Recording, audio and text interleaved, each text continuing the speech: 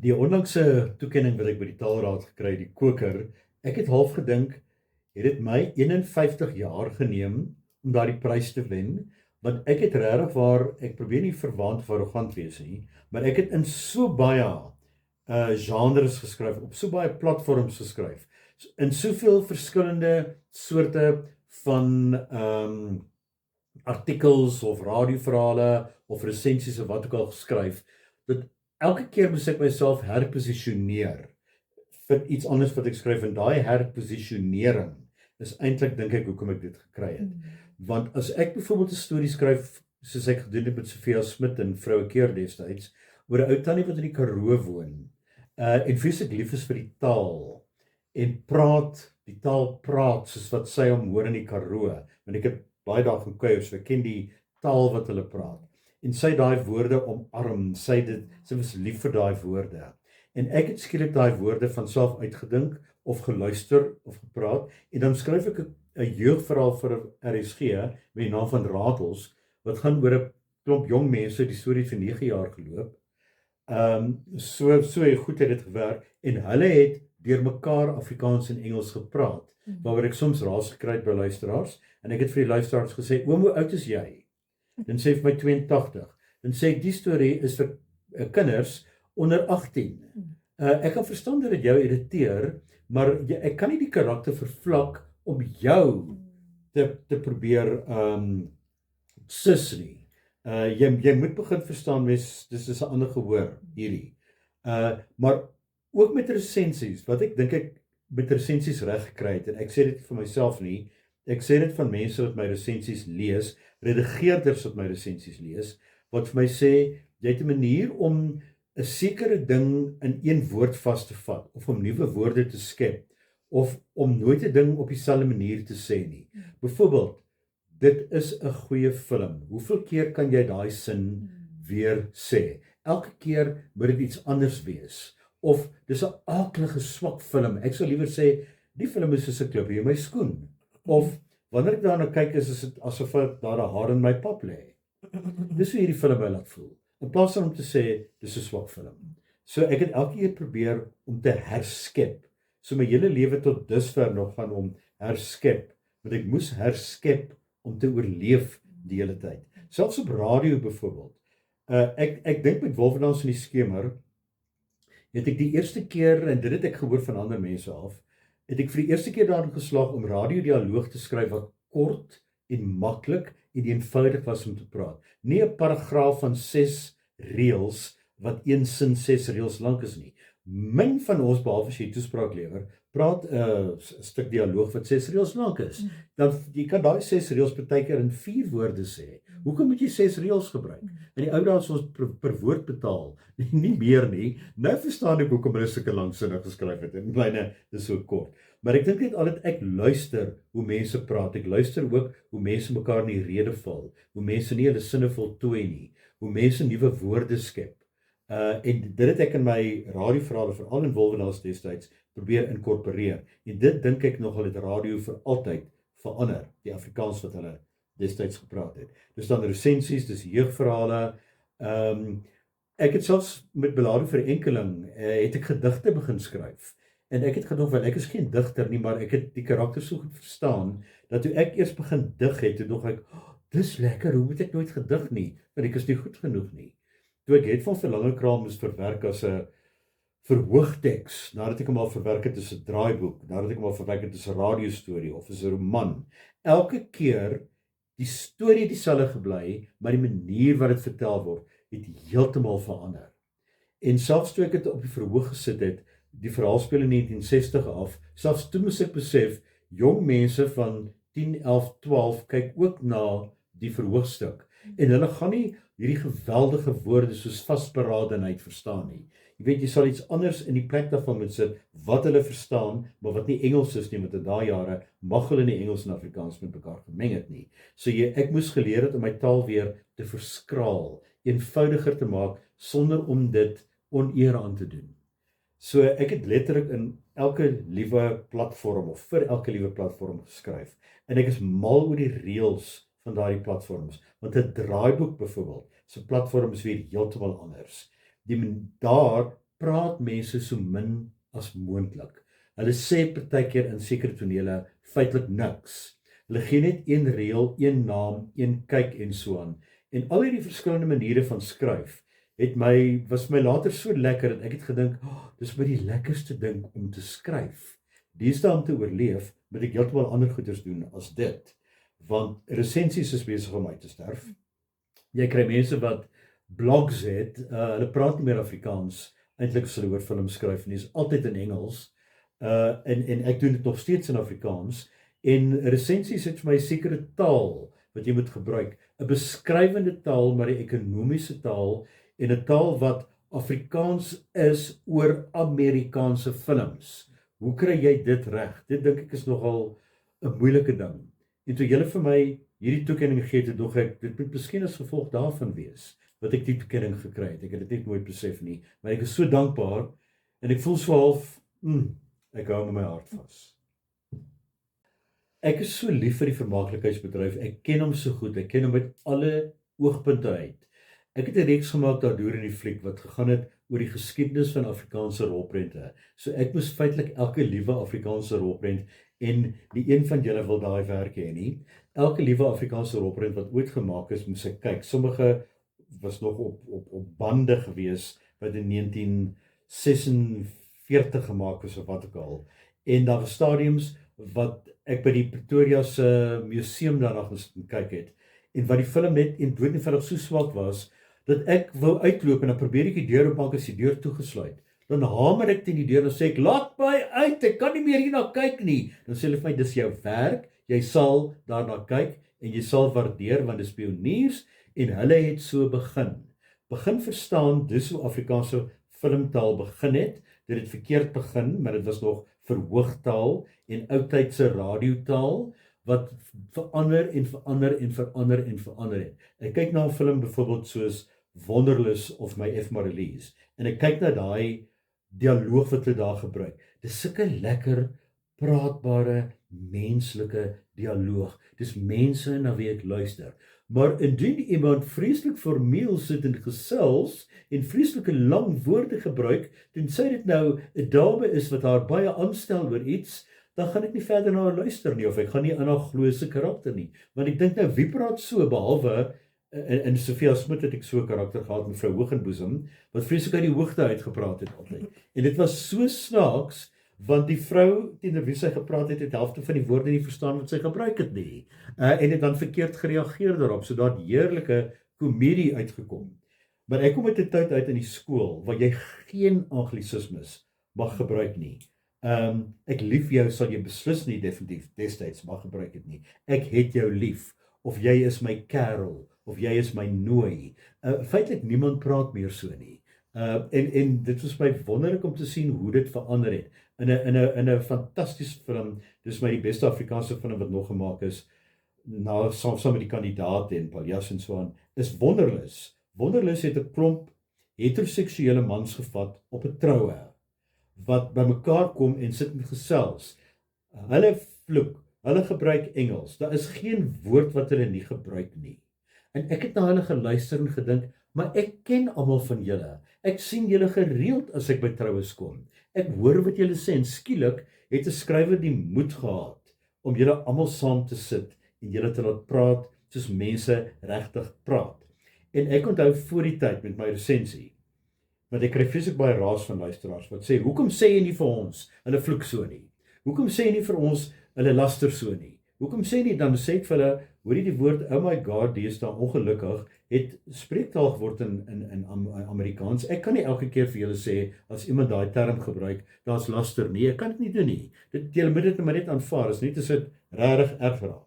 Maar in daardie geval, het luisteraars my gesê, hoorie, hoekom het jy ons gewaarsku teen die vloekery en die harde taal wat hulle gebruik? Toe sê ek, want het julle nie gehoor dit en dit en dit nie? Hulle sê vir my, ja, maar dis soos die mense praat. Dit het ons nie geplan nie. Hoekom het dit jou gepla? Toe sê ek, dit het my nie geplan nie. Ek het net weer gedink ek gaan raas kry daaroor. So daar het ek besef hoe Afrikaans begin ontwikkel het. Hoe die Afrikaner, kom ons sê 80% van hulle, hoe hulle begin het om te ontspan. Veral in my F. Marlies, het mense begin om te ontspan oor sekere woorde. oor die sekere manier van dinge praat. En dit hulle regtig mense geword, die menslikheid uit hulle self gehaal en met ons gedeel. Dit was nie mense wat toneel gespeel het nie, dis mense wat saam met ons beleef het en gesê het, beleef ons storie saam met ons. Dit was my lekker, dit was my so voorreg om werk te hê in die eerste instansie in Afrikaans, want ek vryskut al vir 35 jaar. Dit beteken jy het nie medies nie, jy het nie pensioen nie, jy kry nie 'n vaste inkomste einde van die jaar nie. En toe gee rapport vir my vir 11 jaar lank, ek is so jammer dat dit beëindig is, maar vir 11 jaar lank 'n manier om oor teater, rolprente, TV-reekse, al hierdie soort van ding op een bladsy te skryf. En ek het probeer dat die filmresensie se taal heeltemal anders is as die teaterresensie se taal. En wanneer ek praat oor 'n TV-reeks byvoorbeeld, kom ons sê maar Succession, dan sal die taal wat ek daar gebruik heeltemal anders wees as die taal van die ander. En die redigeerder, en ons gaan nou oor redigeerders praat, het dit raak gesien en net vir my gesê dit lyk of 3 verskillende mense hier geskryf het. Is dit jy wat al hierdie goed geskryf het? Dan sê ek ja, maar ek plaas myself net elke keer totaal op 'n ander plek. Wanneer ek dit doen, en ek het so respek en so liefde vir die taal, want my ma, ek dink sy sou 'n wonderlike skryfster gewees het, maar sy het hierdie baie vreemde kind gehad wat verskriklik baie vrae gevra het en verskriklik baie goed wou gedoen het, en om hom te beheer en net te kry om daarin te funksioneer in die skool elke dag, moes 'n geweldige werk gewees het. So sy het nie tyd gehad, sy was onderwyseres ook. Sy het nie tyd gehad nog om te skryf of wat ook al te doen nie. En sy het vir my slaaptydstories vertel, maar in haar eie taal. Kom ons sê waar sy het iets so eenvoudig soos repelsteeltjie gevat en dit in haar eie taal vertel, en dan sy sulke woorde, vreemde woorde gebruik wat ek nooit geken het nie, wat sy sommer opgemaak het. Sy het sommer woorde opgemaak en sy het gesê, al die woorde wat hier geskryf is almal dieselfde. En dan vergeet maak sy nuwe woorde op.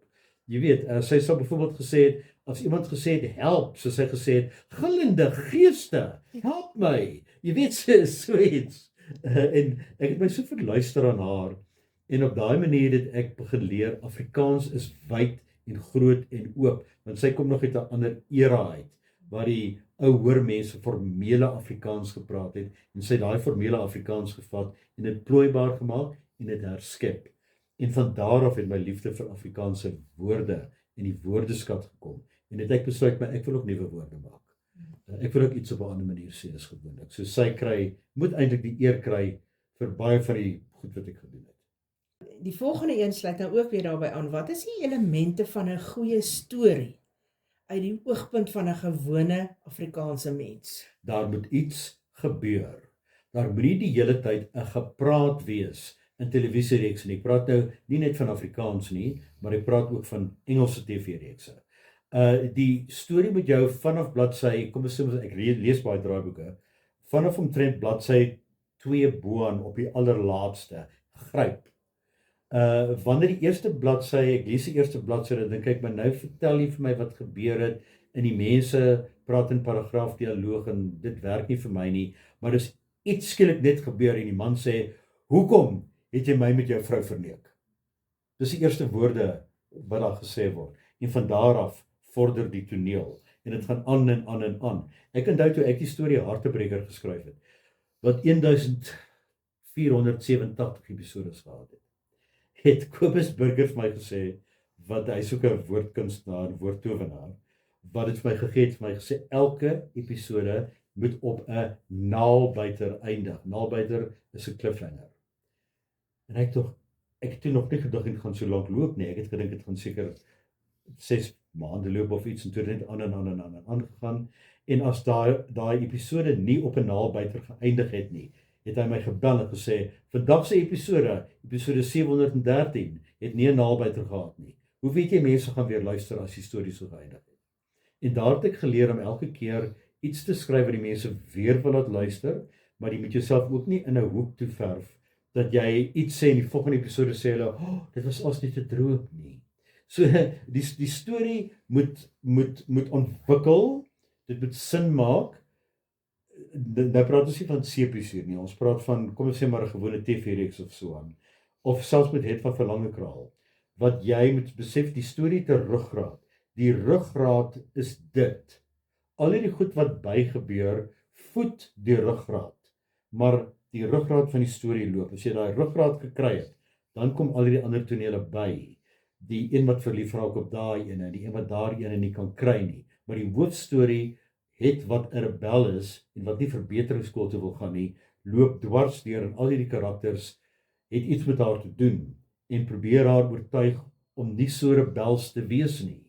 En ek het vreeslik met het identifiseer wat op hoërskool was ek vreeslik onder druk gewees. Ek het myself miskien ook maar onder druk, maar ek kon nooit regtig doen wat ek wou nie. Ek bedoel, daai jare het hulle rugby gespeel, en as jy nie rugby gespeel het nie, was daar 'n groot fout met jou gewees. So, ek moes verdwyn op 'n ander plek en ek het begin boeke lees. Nie sommer net doodgewone boeke nie, maar ek het André P. Brink begin lees op 15. Dan met die kokker van my ma hulle vra maar, wat beteken hierdie sin? Dan kyk hulle so vir mekaar, dan sê ma, pa, dis jou nou hierdie. Of Etienne Leroux, ek bedoel 7 dae by die Silbersteins, het ek gelees, ek kon dit nie mooi verstaan nie, hulle het dit vir my verduidelik, en ek het besef, of Breitenbach, wat hierdie ongelooflike mooi Afrikaans geskryf het. En ek het gedink, Jessie, hoe skryf jy sulke mooi woorde? Waar kom dit vandaan? Dit kom uit 'n liefde vir Afrikaans, maar jy skryf nie lui nie. Ek haat lui skryf. Dus jy skryf net om die bladsy vol te maak. Jy skryf net omdat iemand jou gevra het om dit te doen. Jy moet respek hê vir wat jy skryf, vir jou leser, vir jou luisteraar, vir jou kyker, en sorg dat dit hulle die hele tyd boei en dat jy by die hoofstorie bly. Ek is nou besig met 'n roman wat ek 'n geweldige klomp karakters by het en waar moorde en goed gepleeg word. Maar die hoofstorie is 'n sekere ding, maar ek moet dit wegsteek. Ek moet die moordenaar/moordenares se motiewe wegsteek. Maar dit is die hoofstorie. En al die goed wat daar gebeur, sien mense nie as leidrade nie. Hulle besef nie al hierdie goedjies wat hier gebeur, kom ons sê maar 'n koppie wat skeef neergesit word op papiering, dis eintlik 'n leidraad wat vir jou leidraad gee tot die moordenaar se identiteit. Al daai goed met 'n rede hê hoekom dit daarin is. Moenie lui skryf nie. Enige wenke vir jong mense en hulle bydra tot Afrikaans in die kunstewêreld? Jong mense deesdae, dink ek het 'n groot probleem, want jong mense vir Engels grootliks, ek moet sê ouers maak deesdae hulle kinders groot om oor see te gaan. So meeste mense wat ek ken sê ons stuur ons kinders na Engelse skole toe. Dan kom hulle by jou aan vir iets, byvoorbeeld om 'n radiostorie of so te speel, en dan verstaan hulle die helfte van die woorde nie. Ek praat van doodgewone woorde soos parmantig, soos veroordelend, soos karnallie. Nou verwag ek daarom nou nie hulle moet die woord karnallie ken nie, maar dis my jammer dat hulle nie meer daai woorde ken nie, maar jong mense gebruik nie meer daai woorde nie. En as jong mense vir jong mense skryf, moet hulle skryf oor dit wat nou saak maak. En ek dink so half vir al Afrikaanse jong mense is in twee wêrelde. Hulle is in die wêreld van hulle ouers wat Afrikaans is, hulle is in die wêreld van die skool wat meestal Engels is. En iewers moet hulle identiteit vind. En ek het altyd gesê Afrikaanse rolprente het vir dekades nooit 'n identiteit gehad nie. Jans Ruitbach en Katinka Heinz en Mani van Rensburg het dit vir hulle gegee, en die Skeepers deesdae, maar hulle het nie identiteit nie. En die film soek na identiteit. Dieselfde met jong mense nou, hulle weet nie meer wie hulle is, waar hulle vandaan kom nie. Kyk hoe verander byvoorbeeld die wyse waarop geskiedenis nou in skole aangebied gaan word, het ek nou gister of vandag gehoor. Jy moet van alles af weet. Jy kan nie dit sandpick en jig nie. Jy weet jy moet weet van wat als gebeur het en besef wat gebeur het en waar jy inpas in hierdie situasie. Maar skryf soos wat jou maatjies praat, maar moet dit nie te veel doen nie. Moenie die woord awesome 36 keer gebruik nie. Jy kan 'n woord op 'n ander manier gebruik. Jy kan sê wonderlik byvoorbeeld, of dis sommer oulik, of hektiek is byvoorbeeld 'n woord wat ons amper nie in Afrikaans het nie. Dis hektiek. Dis ek weet nie wat ek gaan sê daar nie. Ek vir iets soos hektiek of wat ook al. Of ek probeer dit uitfigure. Ek probeer dit uitredeneer. Geen jong mens gaan so praat nie. Ek probeer dit uitfigure. Maar solank jy dit net nie te veel doen nie en solank Afrikaans steeds meer as die Engels gepraat word, maar die jong mense wat daarna kyk, kan identifiseer met die karakters. Ek kyk byvoorbeeld na iemand soos Fanny Viljoen wat pragtige Afrikaanse boeke skryf. En ek kyk net hoe suinig hy met die Engelse woorde is, maar wanneer hy hulle gebruik, is hulle reg. Is hulle op presies die regte plek. Sê hulle presies die regte ding. Kon daar nie 'n ander woord gebruik word as net dit nie. En daarvoor het ek geweldig respek.